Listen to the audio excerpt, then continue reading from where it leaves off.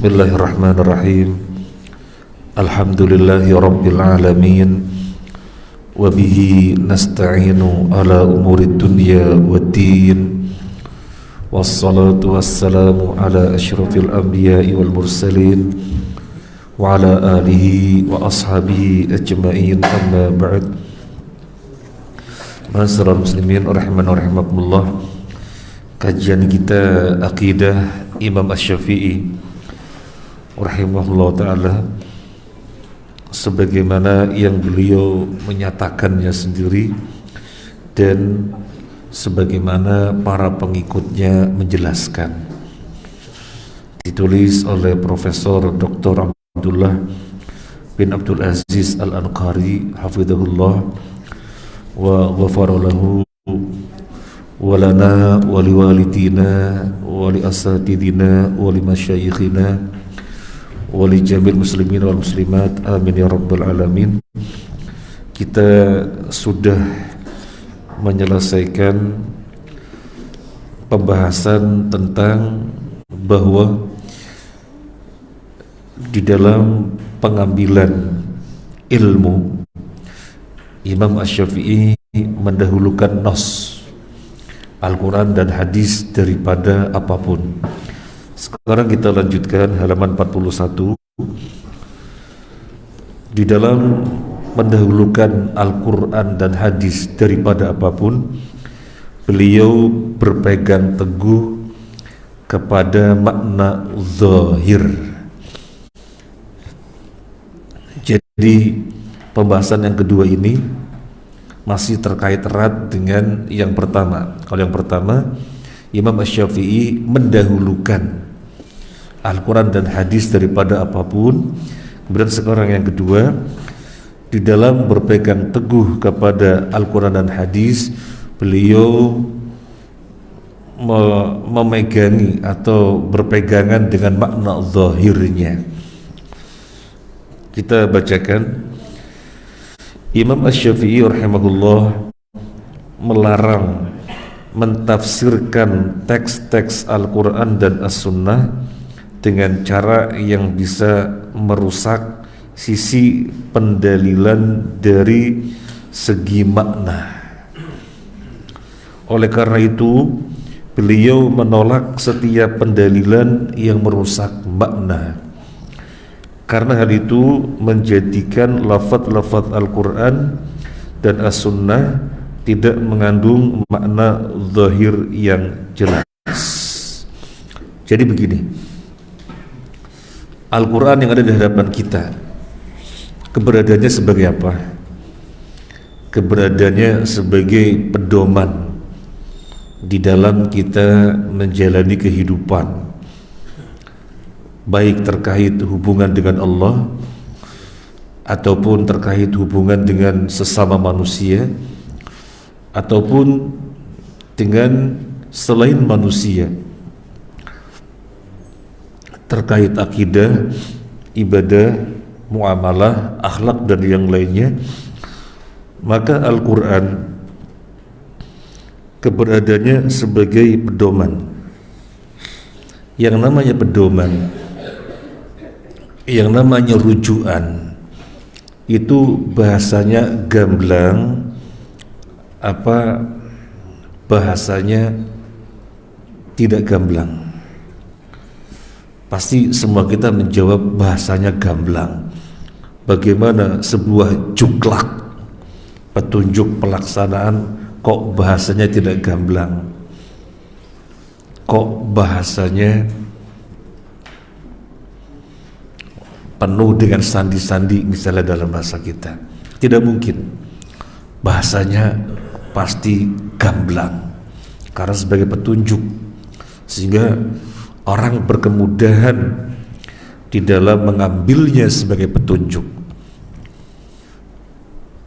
Oleh karena itu, Imam Asy-Syafi'i menolak keras kalau ada orang memahami Al-Quran, demikian juga hadis yang merupakan penjelas Al-Quran, memahaminya dengan pemahaman yang keluar dari maknanya. Oleh karena itu, beliau sangat kuat sekali, sangat gigih sekali memahaminya sesuai dengan zahirnya nas,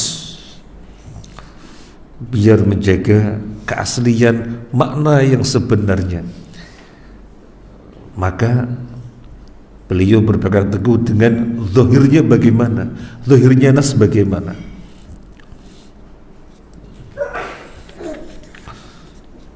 Halaman 42 dalam Ar-Risalah beliau menyebutkan sebuah kaidah yang layak ditulis dengan tinta emas tentang cara selamat memahami nas Al-Quran. Beliau berkata, wal Qur'anu ala zahirihi hatta ta'tiya dalalatun minhu aw sunnatun aw ijma'un bi annahu ala batinin duna zahirin.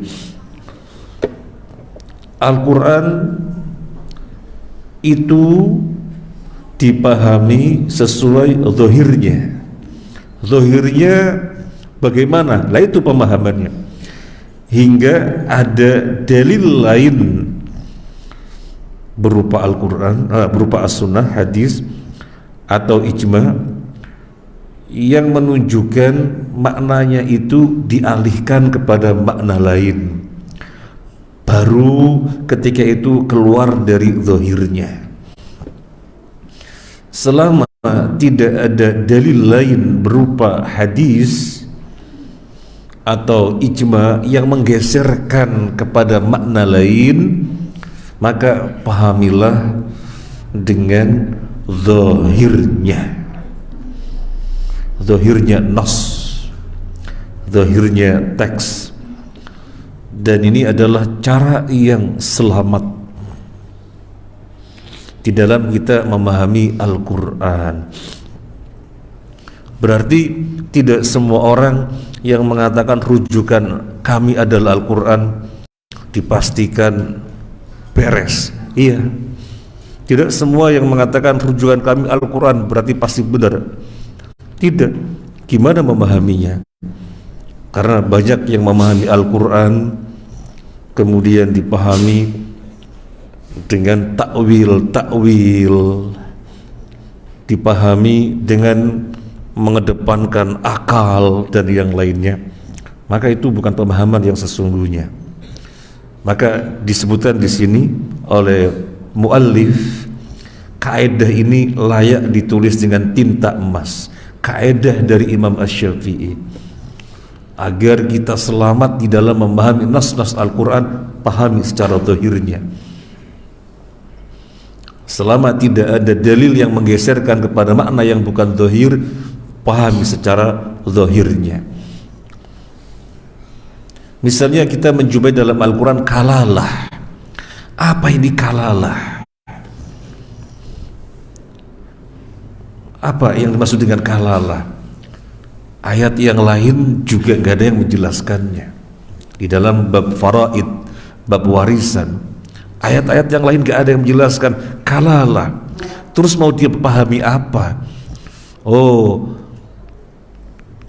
hadis menjelaskannya. Berarti pemahamannya yang disebutkan di dalam hadis. Berarti pemahamannya yang disebutkan di dalam hadis. Selama tidak ada yang menjelaskannya, maka kembali sesuai dengan zahirnya. Al-Quran itu dengan bahasa Arab, ya pahami dengan bahasa Arab. Ini di dalam bahasa Arab maksudnya apa? Yaitu maksudnya. Kalau kemudian tidak jelas, maka melihatnya hadis. Oh, ini yang dimaksud adalah ini. Karena kalau dipahami secara bahasa, apa ini?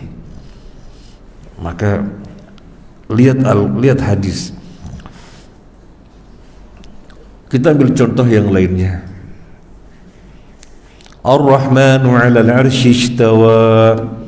Ar-Rahman, Allah Ar-Rahman, zat yang maha rahmat. 'alal arsy, di atas arsy, istawa. Apa itu istawa? Istawa itu bahasa Arab. Terus maksudnya pahami sebagaimana orang Arab memahami istawa.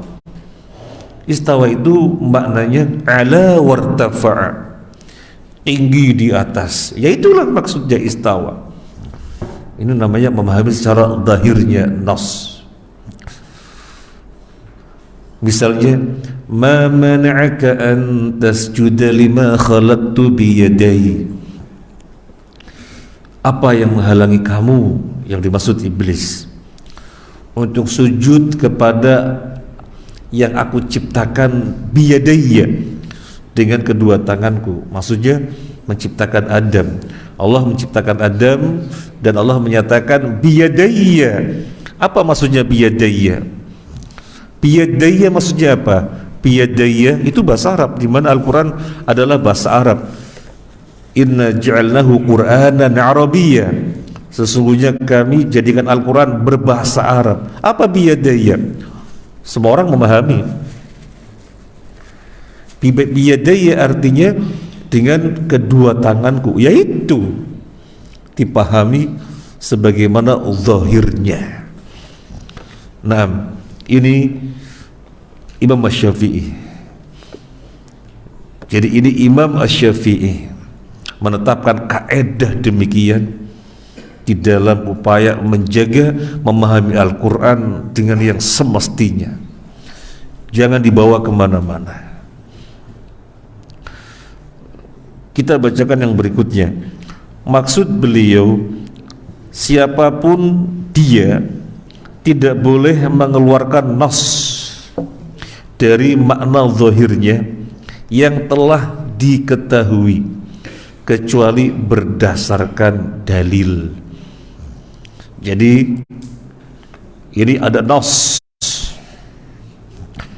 maknanya gamblang, ya itulah maknanya, pahami dengan zahirnya. Bisa keluar dari zahirnya, bisa kalau ada dalil. Nah, sekarang apa yang dimaksud dengan dalil? Apa yang dimaksud dengan dalil yang dikehendaki oleh Imam Asy-Syafi'i? Pertama, Al-Quran, baik dalam nas itu sendiri maupun dalam nas Al-Quran yang lainnya. Ini ada sebuah istilah di dalam satu ayat. Maksudnya apa? Ternyata masih di dalam ayat itu sendiri menjelaskannya, ya berarti itu, atau di dalam nas yang lainnya, maksudnya ayat yang lainnya atau ayat yang lainnya. Jadi dalil yang dimaksud Imam Syafi'i adalah dalam satu ayat dijumpai sebuah istilah. Lah ini maksudnya apa? Ternyata ayat yang berkaitan menjelaskannya. Oh ya berarti itu. Coba kita baca, was-samaa'i wat-tariq, demi langit dan at-tariq. At-tariq ini artinya yang memukul. Toroko yatruku, memukul. Demi langit dan sesuatu yang memukul. Apa ini at-tariq? Wa ma adraka mat-tariq? Tahukah kamu at-tariq? An-najmus tsaqib. Oh, at-tariq yang dimaksud an-najmus tsaqib. Jadi masih di dalam ayat yang berkaitan berikutnya. Atau kalau tidak demikian, ada ayat yang lain mungkin di luar surat atau yang sudah terpisah yang menjelaskannya, maka itulah dalil. Jadi cara melarikannya dari zahir hanya seperti itu.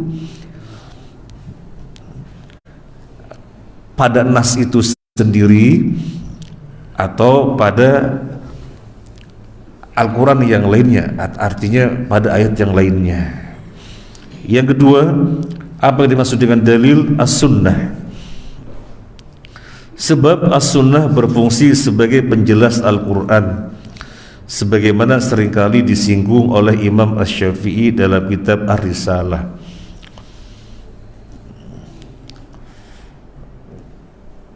kalau ada ayat ini maksudnya apa, nggak bisa dipahami ini maksudnya apa, maka dalil lain menjelaskannya, yaitu as-sunnah, maka itulah yang dipahaminya, maka itulah yang dipahaminya.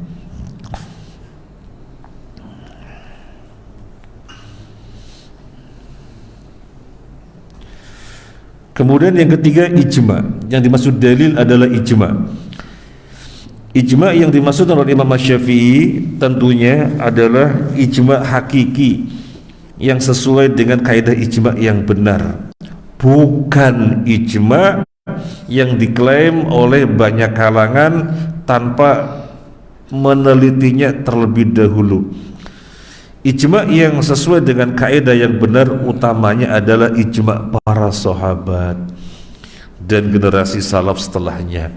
Jadi apa yang dimaksud ijma oleh Imam Syafi'i, bahwasanya Al-Quran aslinya dipahami secara zahirnya nas, bisa bergeser dari zahirnya nas dengan nas itu sendiri, ayat Al-Quran, atau dengan sunnah, atau dengan ijma. Apa yang dimaksud ijma? Ijma us-sahabah, kesepakatan para sahabat atau para salaf generasi yang setelahnya, itu yang dimaksud oleh ijma. Jadi bukan ijma sebagaimana dipahami oleh orang-orang yang belakangan. Misalnya sebuah komunitas, kita berijma, kita bersepakat bahwasanya sebuah piagam organisasi besar internasional dijadikan hukum Islam misalnya. Bukan demikian. Bukan demikian. Wah, kita sebuah komunitas berijma, ini hukumnya haram, ini hukumnya halal. Bukan itu. Ya memang secara bahasa itu ijma, kesepakatan gitu.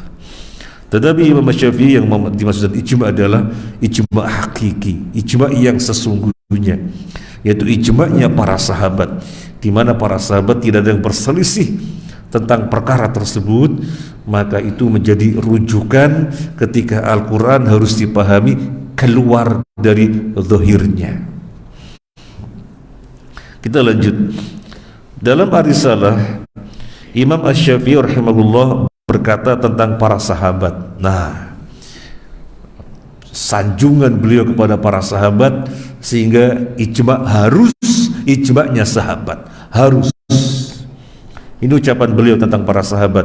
Hum fawqana fi kulli ilmin wa aqlin wa kulli sababin yunalu bihi ilmun aw yudraku bihi hudan wa ra'yuhum lana khairun min ra'yina li anfusina.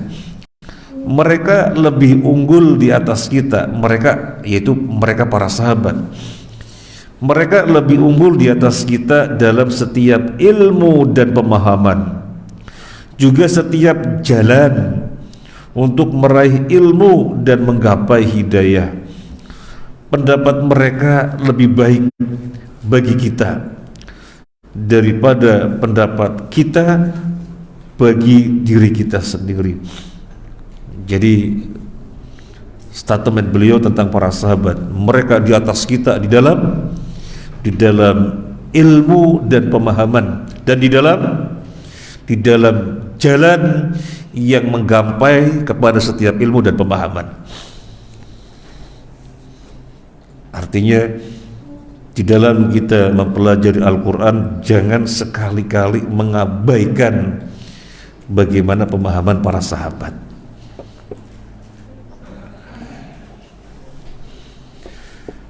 Kita menyebutkan ijma,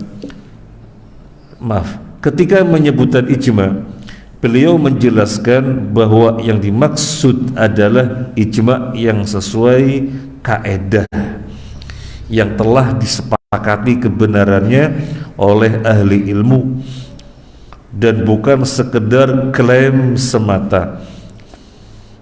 Jadi ditegaskan lagi, ijma yang dimaksud ijma yang sesuai dengan kaedah yang semestinya, yang ditetapkan oleh ahli ilmu, bukan sekedar klaim ini ijma, bukan sekedar klaim. Oleh karena itu beliau rahimahullah berkata, walastu aqul wal ahada min ahli ilmi hadza mustama' alaih illa lima la talqa aliman abadan illa qalahu laka wa hakahu an man qablahu kadzuhri arba' wa tahrimil khamr wa ma ashbaha dzalika. Aku katakan, bahkan demikian juga tidak seorang pun aku tidak mengatakan, bahkan tidak seorang pun dari ahli ilmu yang mengatakan bahwasanya ini ijma. Jadi bermudah-mudahan mengatakan ini ijma. Aku gak mengatakan demikian. Dan tidak ada seorang pun dari ahli ilmu yang mengatakan demikian. Ini ijma. Artinya bermudah-mudahan.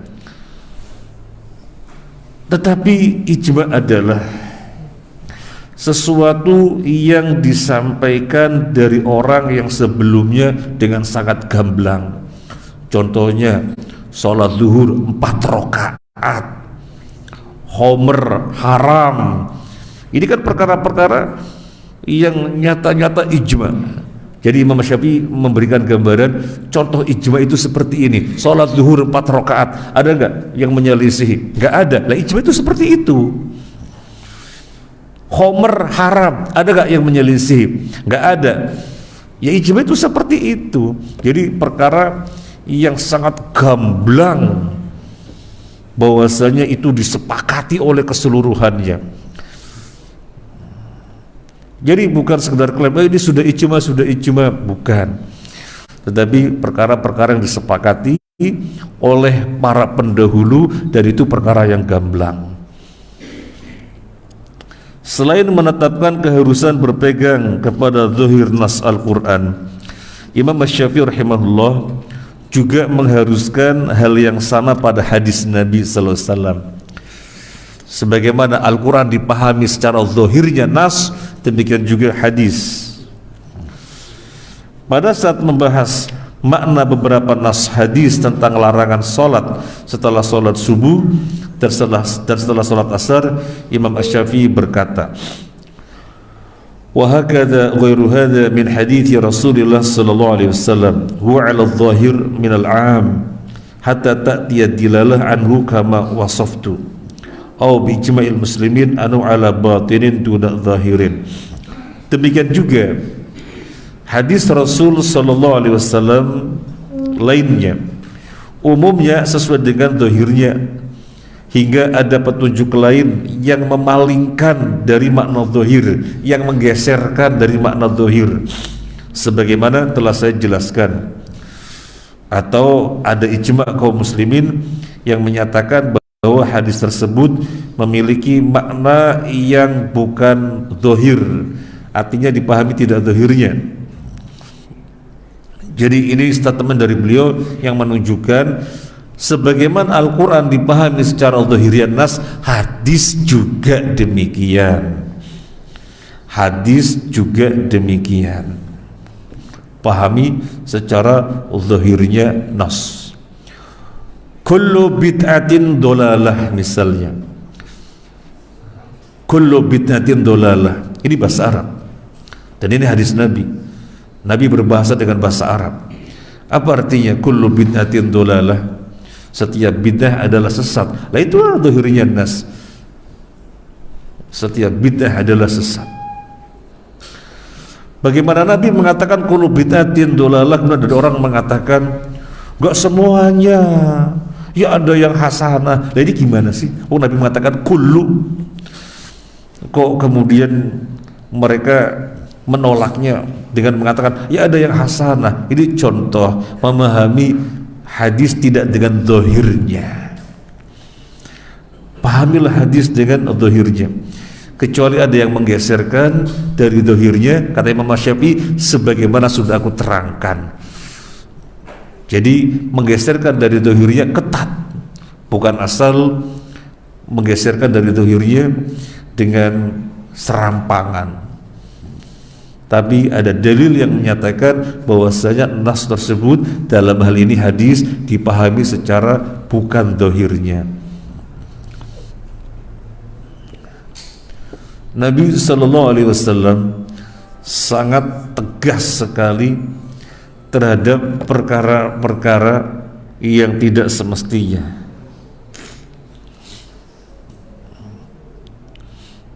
Ketika Nabi mengajari Al-Bara' bin Azib radhiyallahu an doa sebelum tidur yang agak panjang, yang pendek kan bismikallahumma amutu ahya, ini yang pendek, yang pendek, yang agak panjang. Ketika sampai pada lafaz wa bi nabiyyika alladhi arsalta, Al-Bara' mengatakan wa bi rasulika alladhi arsalta, la, bukan wa bi rasulika, wa bi nabiyyika. Artinya yang datang dari Nabi apa, yaitu jangan diganti. Makanya Abdullah bin Umar radhiyallahu an, ulamanya para sahabat, Abdullah bin Umar, ketika mendengar ada orang bersin, dia mengucapkan alhamdulillah wassalatu wassalamu ala rasulillah. Maka Abdullah bin Umar kaget, lah, bukan begitu yang aku diajari oleh Nabi. Kalau ada orang bersin, Nabi memerintahkan untuk mengucapkan alhamdulillah. Loh, kok Anda alhamdulillah wassalatu wassalamu ala rasulillah? Bukan begitu. Bukan begitu. Jadi demikian Nabi dan demikian muridnya para sahabat, sangat ketat di dalam beragama.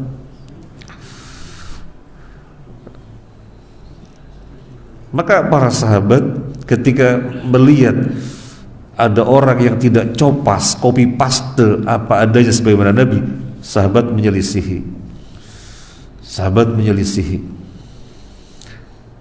Loh, kok kemudian orang zaman sekarang bermudah-mudahan? Nabi lo bersabda kullu bid'atin dolalah, setiap bid'ah sesat. Kok orang kemudian tidak menerima? Karena mereka selama ini sudah berbuat dengan kreasi yang macam-macam, akhirnya kan gak semua kullu maknanya keseluruhan, kullu maknanya sebagian. Loh, padahal Nabi sangat ketat, para sahabat sangat ketat. Dan Nabi mengatakan man amila amalan laisa alaihi amruna fahuwa raddun. Setiap amalan, setiap orang melakukan suatu amalan yang tidak pernah ada pada kami, raddun, tertolak. Artinya ini kan perkara yang besar. Loh, kok orang bergampang-gampangan? Nah, itulah akhirnya dalil keluar dari pemahaman makna yang sesungguhnya ketika tidak dipahami sesuai dengan zahirnya nas. Bagi Imam Syafi'i, metode di dalam memahami Al-Quran dan hadis adalah berpegang teguh dengan zahirnya nas. Intinya adalah itu. Beliau berpegang teguh dengan zahirnya nas. Kita lanjut halaman 44. Imam Asy-Syafi'i rahimahullah juga berkata, wal haditsu 'ala dhahirihi wa idza ihtamala al-ma'ani famashbaha minha zahiruhu aw laha bihi. Hadis diambil sesuai zahirnya. Apabila mengandung beberapa makna, maka yang paling utama diambil adalah makna yang paling mendekati zahir hadis. Jadi ada hadis bisa dipahami beberapa makna, maka kata Imam Syafi'i, pahamilah yang paling mendekati zahirnya. Pahamilah yang paling mendekati zahirnya. Kita lanjut. Perhatian sang imam dengan membiarkan nas sesuai zahirnya menunjukkan perhatian beliau yang sangat besar agar tidak bermain-main dengan nas dengan mengeluarkannya dari zahirnya sebagaimana dipahami oleh Rasulullah sallallahu alaihi wasallam, para sahabat beliau dan orang-orang yang mengikuti mereka dengan baik setelah mereka. Ini digarisbawahi. Kenapa Imam Syafi'i begitu keras sekali, sehingga merupakan metodenya di dalam memahami Al-Quran dan hadis, yaitu dengan berpegang teguh kepada zahirnya nas, agar orang tidak bermudah-mudahan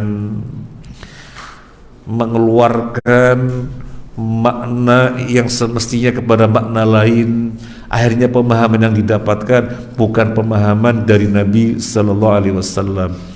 Nabi orang yang paling fasih, Nabi orang yang paling sempurna, Nabi orang yang mengetahui mana yang maslahat untuk umatnya dan mana yang mudarat dari umatnya, yang maslahat terus diperintahkan, yang mudarat terus dihindarkan. Nabi paling tahu. Sehingga hadis-hadis yang beliau sampaikan gamblang. Beliau tidak menyampaikan dengan ungkapan-ungkapan yang ambigu, yang membingungkan umat. Tidak.